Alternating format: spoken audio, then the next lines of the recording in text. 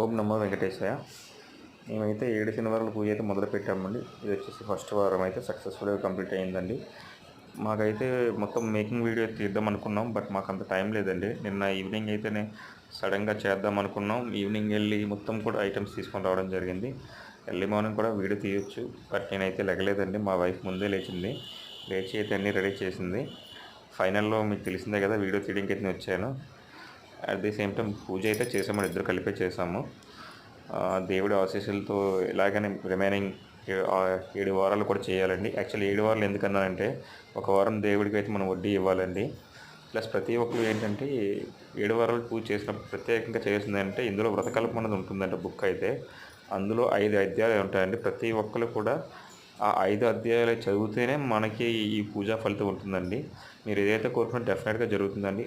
ప్రతి ఒక్కరు కూడా మన ఛానల్ సబ్స్క్రైబ్ చేసుకోండి. Thank you.